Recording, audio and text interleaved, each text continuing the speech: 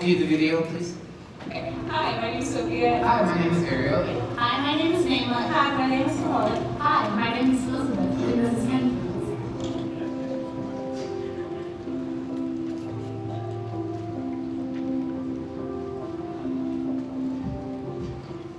If you could make your own lunch, why would you? I would make my lunch because the school lunches are very fattening, and if you eat them over a certain amount of time, you get fat. And the quality is really bad. I mean, not to the point where you can't eat it, but just like every day you get sick of it. So yeah. Because the school lunch, like, it's not all terrible, but it's just poor quality. After brainstorming, we decided to take the neglected area within our school and transform it into a garden.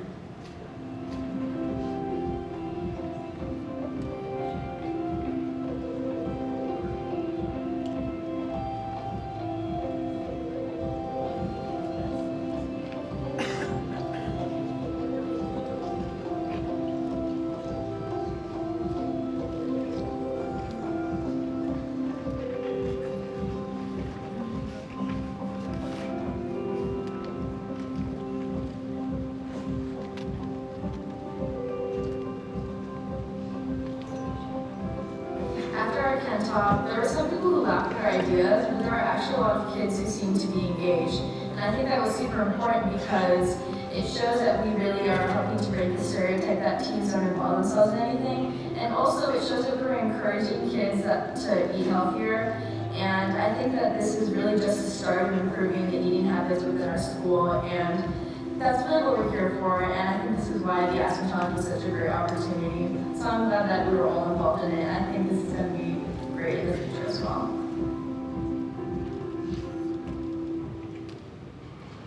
Hi guys, how are all of you? Great. Okay, hi, my name is Ariel. This is Adele, Elizabeth, Amina, Naima, and Smala. And together we are KENFoods. Okay, so first we identified the problem and we decided to go with Kim and Andrea's challenge. That was very intentional just because we didn't have to search for the problem. It was everywhere around us.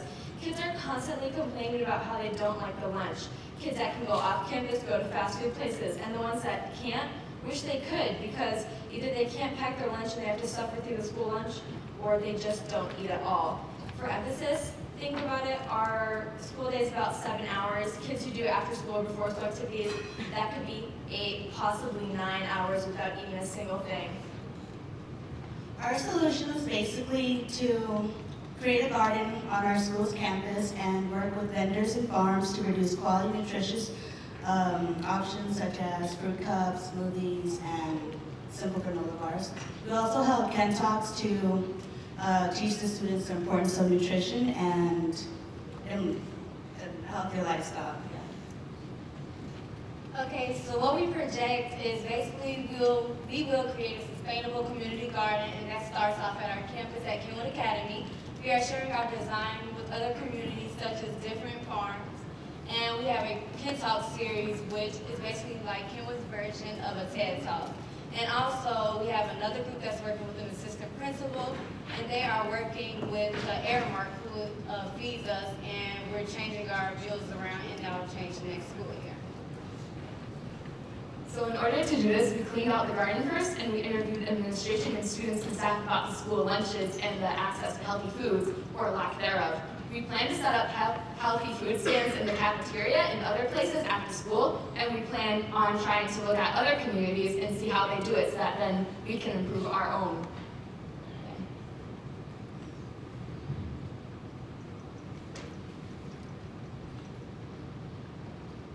So since our environment was basically our school as a whole, we looked at our students and saw that a lot of our student population did not eat throughout the day. So our Ken Talk was based on a healthy lifestyle, not just healthy eating.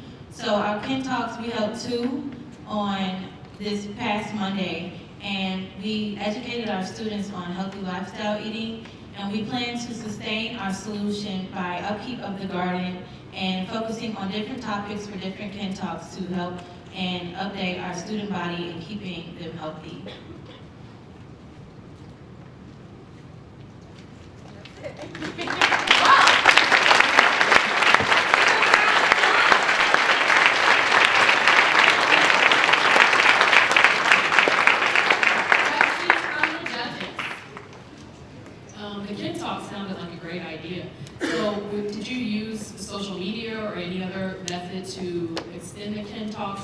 just maybe students that showed up in person, and how much attendance did you get from those who did show up in person? How many kids?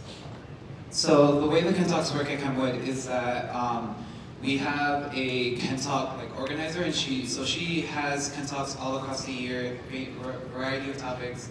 And so she opens it up to certain classrooms depending on the topic. So for our Talks, we had the gym classes come in. And then we also open it up to the other students that are in the school should they want to come on their own free will. The last two Talks together, we had over 200 students present together. For social media, we really didn't put anything. It's a lot of it is done through the school because that's where we have the easiest access to students. Make sure that they hear the stuff. You said that you were talking with farmers about kind of their practices and sharing your model with them.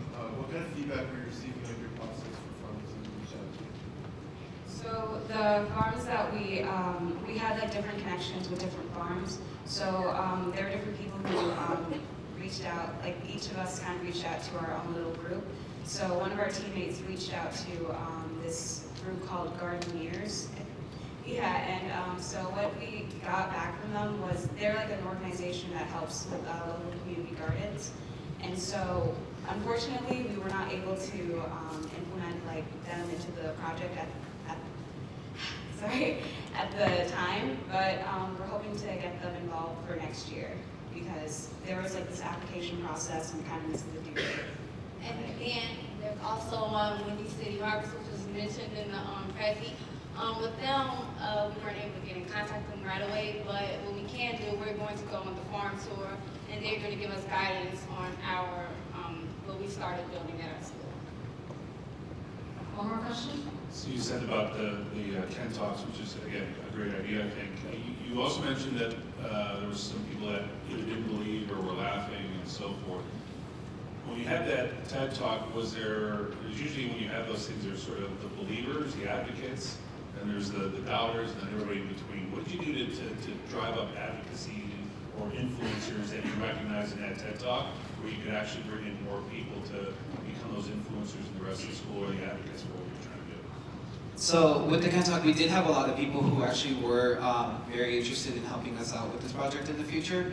A really great part or aspect of our team is that I'm the only senior on it, so everyone here will be able to sustain this in the future and have more Talks. And we also opened the door to everyone in the Talks who was interested in it. We did have a few students come up to us after, asked us, when do you meet, what do you do, how can we get involved? And so, we allowed them to, we gave them all the information, we're allowing them to come, and we're also opening the door for opportunities to serve service learning hours or detentions, so we can get more students involved in this as well. Also, can I finish? Absolutely. Okay, also during the Ken Talk, we made it relatable to our life throughout the day so they could see how it relates to them themselves and how it will help and how they're putting themselves at a disadvantage. Let's